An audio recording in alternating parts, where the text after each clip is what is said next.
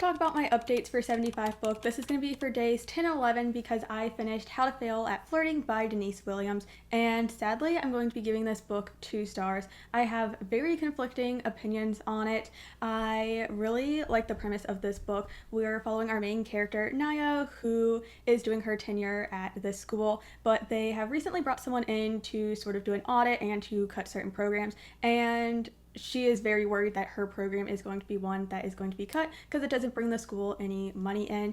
And so she is dealing through all that, but her friends also push her to sort of make this list of things to check off because she's this very reserved, sort of introverted kind of character where she doesn't really step out of her comfort zone. So she makes this list, and one of the things on the list is to have a one-night stand. I think my biggest sort of, qualms with this book is the relationship. I think this author did a really good job at writing the attraction between these two characters and their intimate moments. However, I did not ever feel that sort of emotional connection, and I think it's just because both of these characters have previous relationships that kind of left them with trauma that they haven't really gotten over. But it leads to these characters when they first meet to not tell each other the full truth.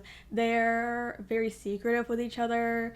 They kind of lie to each other, and that's never really a deal breaker in this book, which is perfectly fine. Both characters are very understanding that all of this is going on.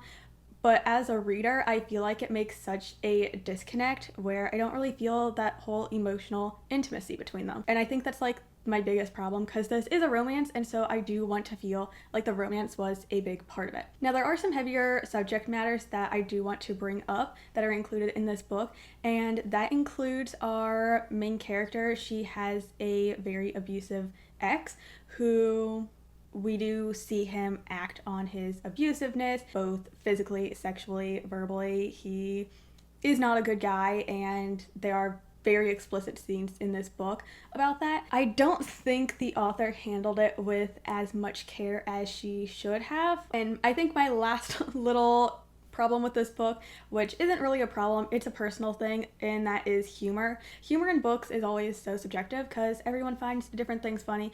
For me, I personally found the humor to be very cheesy, which is a little bit of a pun because there are a lot of cheese jokes in this book, but I kind of found a lot of the jokes just very cringy, honestly. And along with that, our main character is also a biracial woman who, it is talked about in the book, she does have some racist and misogynistic remarks made towards her. I do like the whole conversation around that as well, but that is some more stuff that you should be aware of before picking up this book.